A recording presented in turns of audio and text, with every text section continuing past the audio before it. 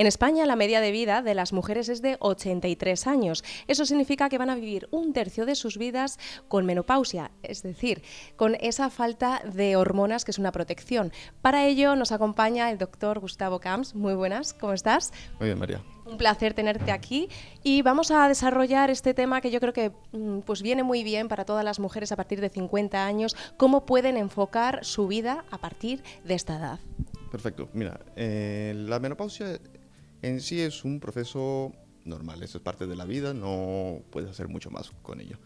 El problema es en sí la perimenopausia, ¿vale? O la transición menopáusica. Es aquella en la cual le aparecen los síntomas como los sofocos, el cansancio, la irritabilidad, que eso es donde podemos entrar un poco más a combatir estos síntomas, ¿de acuerdo? Así. Claro, y estos síntomas además afectan en el día a día de la mujer y muchas veces de una forma negativa. Efectivamente, principalmente el síntoma principal que se da es el cambio en las reglas, ¿no? Tanto por exceso como por defecto. Pero bueno, eso de todas maneras se puede sobrellevar. Lo que más molesta son los sofocos, que a pesar de que lo tienen casi todas, sí, en un 20% de los casos los síntomas son tan agresivos que interrumpen su vida cotidiana, ¿vale? El tratamiento principal para estos síntomas va a ser la terapia hormonal. Y no hay una contraindicación así importante para que lo puedan llevar, salvo en casos de mujeres que hayan tenido cánceres dependientes de hormonas o alguna otra contraindicación ya médica relevante. Dicen que la premenopausia suelen recomendar los tratamientos, aparte de hormonales, anticonceptivos. ¿Esto es cierto? Sí, porque es muy frecuente los embarazos en esta época. A pesar de que los óvulos, la cantidad y la calidad de los óvulos disminuyen, ya no se puede relacionar, hacer los métodos naturales, ¿vale? Porque no tienes las reglas tan periódicas como siempre, entonces puedes estar muy confiada porque tienes 2-3 meses que no te pasa la regla y, vale, te quedas embarazada, sin más. Claro. Vale. Y este tipo de embarazos además conllevan un alto riesgo para la mujer. Sí, principalmente por la edad, ¿vale? Además de que la calidad, como hemos dicho, la calidad de los óvulos es muy inferior, el 50% de los embarazos termina en aborto, ¿vale? O sea que prácticamente la mitad de los embarazos de estos suele terminar en aborto. Y luego, las complicaciones maternas, la hipertensión, la diabetes gestacional y demás cosas, también es muy elevada, que es lo que tenemos que tratar. Luego también existe un porcentaje bastante alto, cada vez más, de mujeres que suelen tener la menopausia un poquito antes de lo debido, ¿no? Lo que antes se llamaba menopausia precoz. Ahora hablamos más de un fallo ovárico primario, ¿vale? O una insuficiencia ovárica primaria, porque no es una cosa definitiva. Es decir, que si bien hay más o menos es una de cada 100, sí, antes de los 40 años va a tener estos problemas, ¿vale? Pero no es algo definitivo, o sea que no es un diagnóstico como la menopausia, que una vez que tienes la menopausia ya está siempre. Esto, el 50% de los casos vuelven a tener reglas, aunque sea de manera puntual, sí, ¿vale? Las mujeres cada vez hoy en día tenemos más estrés, estamos más condicionadas y me imagino que afecta notablemente a la hora de desarrollar antes la menopausia. No, o sea, la menopausia la desarrollarás a la hora que te toque. Eso es así, ¿vale? Lo importante es el cómo lo llevas, sí, ¿vale? Entonces, para la gran mayoría de mujeres, el tener la menopausia, la perimenopausia, parece que es una época en la que fuese el fin de los tiempos, ¿sabes? Lo lleva muy mal. Sí. ¿Y qué es peor, más emocionalmente o físicamente? ¿Qué es lo que peor llevan las mujeres? Emocionalmente, lógicamente. Sí. Lo de físico, pues, o sea, como te digo, hay terapias en la cual se pueden controlar. Pero algunas mujeres se sienten vacías y tal el momento de que dejan de perder la regla, el que pierden la regla. No solamente por eso, sino que se lleva a cabo muchas circunstancias. Usualmente, por ejemplo, si han tenido hijos, los hijos ya son adolescentes, tienen sus propios problemas, se van yendo de casa, hay el síndrome del nido vacío. Además de eso, sumado a la menopausia y los síntomas o perimenopausia y los síntomas que se presentan, psicológicamente se lleva muy mal, ¿vale? Algunas. Para otro grupo, sin embargo, sí consideran la menopausia como una liberación. Dejan el miedo al embarazo no deseado y demás cosas. Entonces, bueno, pues es como lo lleves, más que todo, ¿vale? Claro, esta falta de estrógenos que influye también en el ritmo de vida de la mujer, como consecuencia, nos has dicho antes, los sofocos, la irritabilidad. Me imagino que habrá algún tipo de medicamento en el futuro que sea efectivo para combatir esto de una forma muchísimo más eficaz. Hay muchas terapias, todas son muy, muy buenas. Principalmente el problema es que la gente le tiene mucho miedo a las hormonas, ¿vale? Pero el mejor tratamiento para eso son ellas. Y tienes que ver que el estrógeno es como el combustible de las mujeres. Una vez que se acaba, tienes ese cansancio, esa la habilidad emocional y todo lo demás va a estar presente. Entonces la única manera de recuperar eso es administrándolo, aunque sea de manera exógena. ¿Y cada cuánto tiempo deberían visitar las mujeres premenopáusicas a su ginecólogo, Gustavo? Su revisión habitual, cada año o 2 años, si se encuentran bien, pues tampoco hace falta mucho más.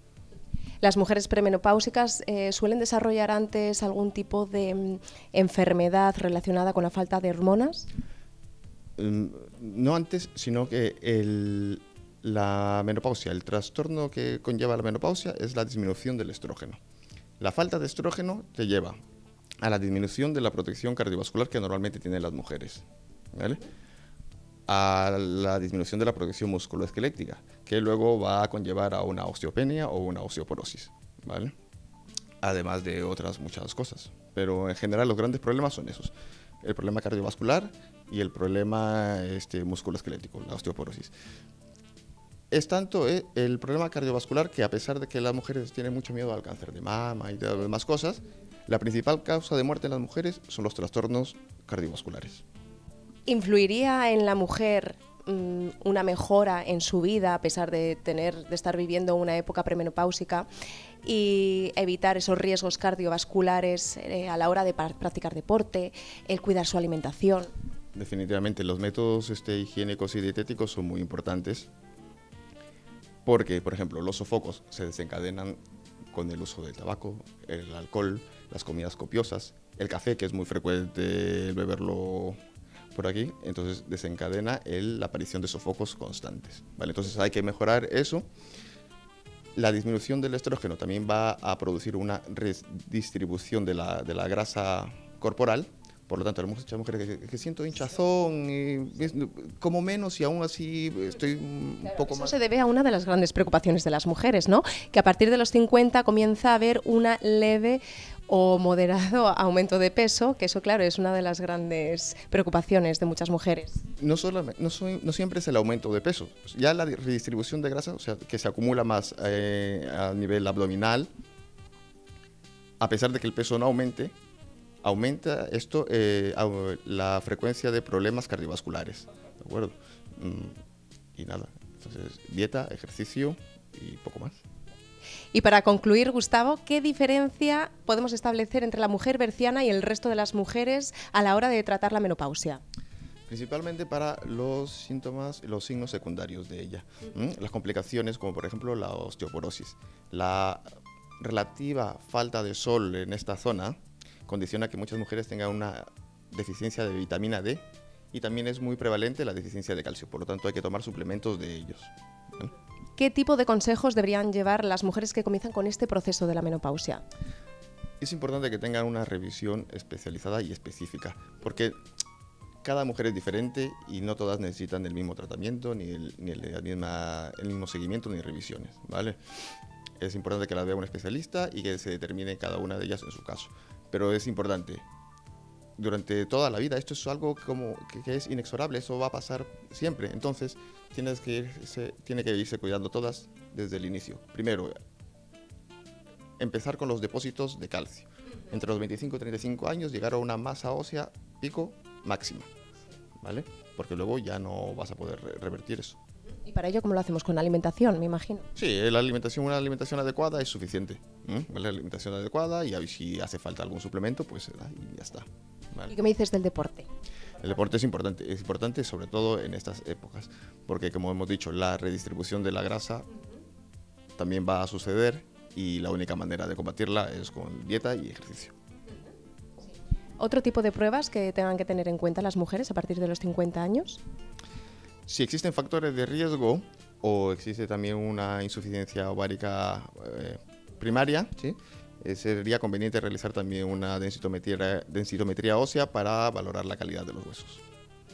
Bueno, pues yo creo que después de los 50 hay esperanza de vida positiva, cuidándonos, ¿verdad? Y sobre todo teniendo una actitud positiva ante la vida. Al final las mujeres pueden no solamente llegar hasta los 83, sino un poquito más lejos y con una esperanza de vida bastante buena. Cada vez iremos viviendo más, pero lo importante es vivir bien. Y bueno, tú eres bastante joven, te queda mucho tiempo, así que empieza a cuidarte ya. Bueno, pues yo voy a seguir y voy a poner en práctica los consejos del doctor, porque la vida pasa, el tiempo corre deprisa y hay que hacer deporte, cuidarse bien, buena alimentación y desde luego que cualquier tipo de trastorno, cualquier tipo de duda, siempre es aconsejable consultar con nuestro doctor y en este caso con nuestro ginecólogo de confianza.